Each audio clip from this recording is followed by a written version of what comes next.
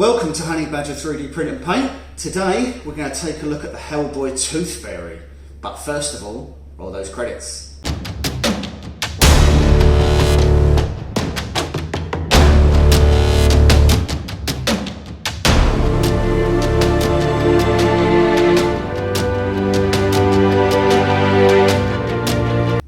Okay, so before we start, I will do a quick sort of 360 around the model. I'll put that video up now.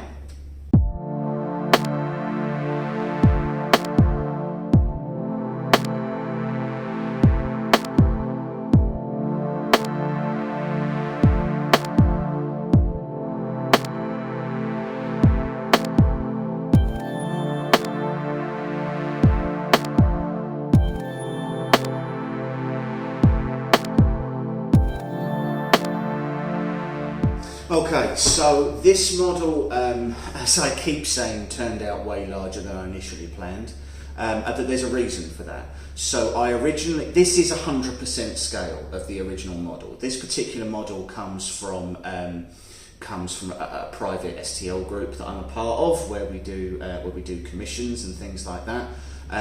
The original artist, it was kind of the first time that he had done 3D printing stuff. So we got him to design this. The issue is that if you actually try to shrink it down, these wings are actually so thin, they're only 1 or 2 layers thick. So if you shrink them down, they literally don't print. So I had to do it this size, which is my excuse, and I'm sticking to it. The flesh tone came out really exactly as I wanted it to. The teeth and everything else came out really nice. I did have to slice the head in half because, so I had to slice it in half horizontally because no matter how I tried to orientate it, there really wasn't a way where the mouth wasn't completely full of supports that you just couldn't get out. So, so I had to do that. Other than that, I think it printed really nicely. This does actually, believe it or not, also come with a base. The base it's a circular base. It's got the rune in it from Hellboy, the one they used to talk about the paranormal agency thing that they're a part of. The base is very large. So I didn't bother printing it. It stands up on its own, and actually I'm hanging this from the ceiling anyway, just because I think those wings are glorious, and I think that they should really be showcased that way.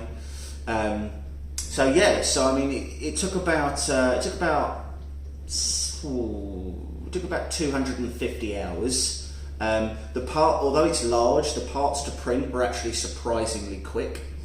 It took about 3 kilos of filament. It is a little bit weighty, but there were quite a few supports, so that's sort of the reason why that took quite so much to do there. Painting it was about a 2-hour job. As you can see, it's relatively it's relatively all skin tone for the most part. So that's why it didn't. That's why I don't think it took quite as long. It's all airbrushed, except for the washes on the teeth and things like that. The wings didn't come out exactly as I wanted them to. So I wanted the wings to come out iridescent.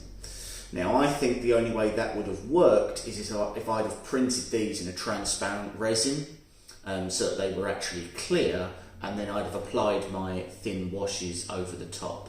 I used greenstuffworld's colour shift paints to try and give it that shimmer. It does, and it's worked, and I've put a clear coat over the top of that, a gloss clear coat to make that sort of really pop. It does work, but it doesn't really show up that well on camera, and it's not really the pearlescent iridescence that I wanted. It's just what I can live with, I suppose, is the best way to put it. I really like the model. There are some obvious signs that the person who designed it wasn't sort of, hadn't been designing for 3D printing specifically for a while. So things like the wings, they only attach with really quite small contact points on the back. so I had to really sort of get in there with epoxy resin to like fuse the wings on. But as you can see, these are really quite thin, and they still even sort of flap almost. As I say, I had to cut the head in half because the geometry of the teeth. Generally speaking, a 3D modeler would have cut out the teeth. So you would have had the mouth, and you could have pulled all the supports out of the mouth, and then you would have put the teeth in afterwards. But you know, that is what it is. Everything else printed really quite nicely. It all went together pretty easily. The keying was quite good.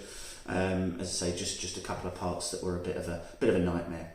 But yeah, I really love the model. I hope you guys do too. So let me know in the comments, and don't forget to like and subscribe.